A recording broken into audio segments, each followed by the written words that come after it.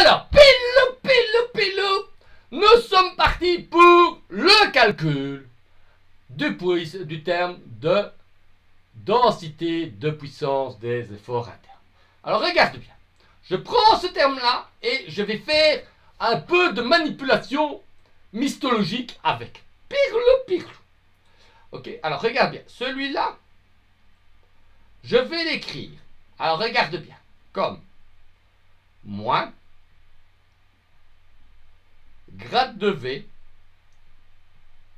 plus grade de V transposé. Donc, je prends le gradient de V et je le transpose. Divisé par 2 points sigma moins terminé grade de V moins grade de V transposé, ok, divisé par 2 points sigma. Alors qu'est-ce que j'ai fait? J'ai pris ici la partie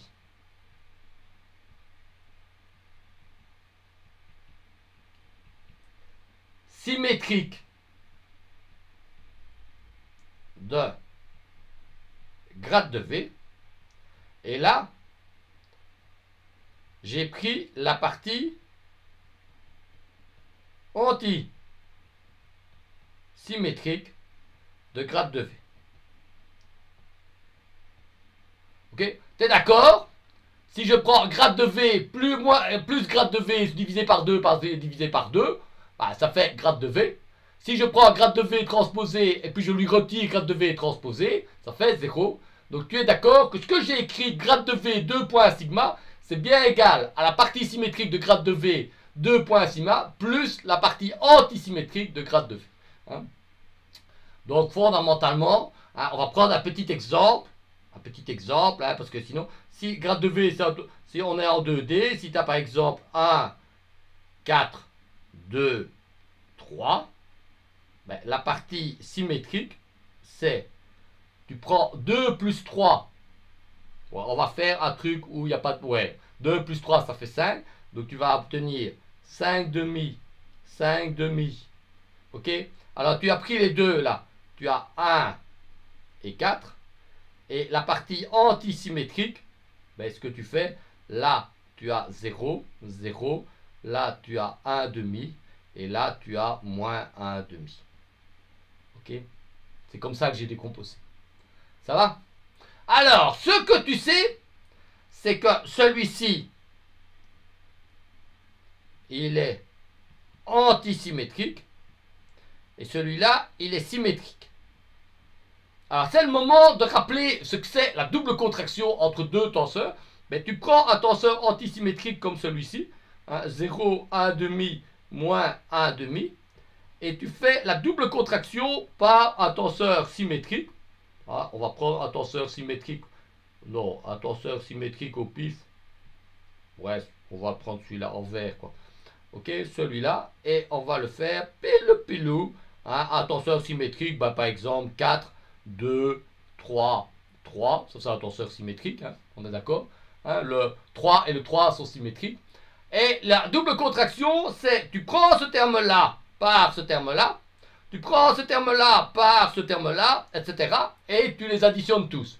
Donc tu vas faire, hein, la double contraction, c'est 0 fois 4, plus 3 fois 1 demi, plus 3 fois moins 1 demi, plus 2 fois 0. Et tu vois tout de suite que ceux-là, ils sont nuls, parce qu'évidemment, la diagonale d'un tenseur antisymétrique, elle vaut toujours 0. Et tu vois tout de suite, que celui-là, ben, il s'oppose à celui-là, donc ça vaut 0.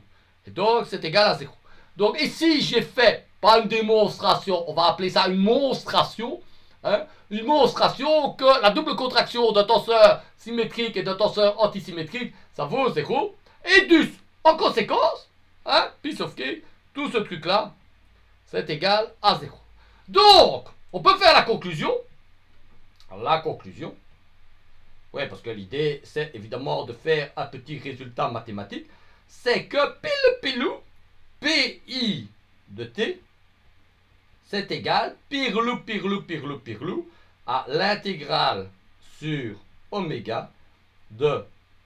Alors, la partie symétrique, on appelle ça, en mécanique des milieux continus, le tenseur des taux de déformation que je vais appeler D, et on appelle ceci comme ça. J'ai été un peu rapide. Dans la double contraction, mètre sigma.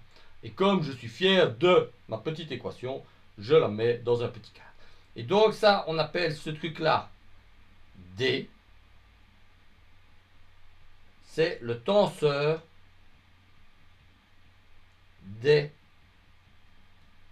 taux de déformation.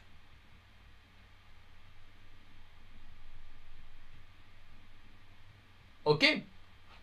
Et donc, j'ai mon expression de la puissance, la densité. Ouais, non, ici c'est l'expression de la puissance des efforts internes. Et voilà, j'ai fait mon petit calcul. Tu vois, c'était pas bien compliqué. Ok? Alors, ça clôture le petit calcul. Comment trouver l'expression de la puissance des efforts internes en termes du tenseur des taux de déformation et du tenseur des contraintes. Oui, pour tous les connards qui suivent mécanique des milieux continus, qui ont rien capté, ou mécanique des fluides, qui ont rien capté, eh ben, ce petit rappel peut être utile aussi au passage. Ok.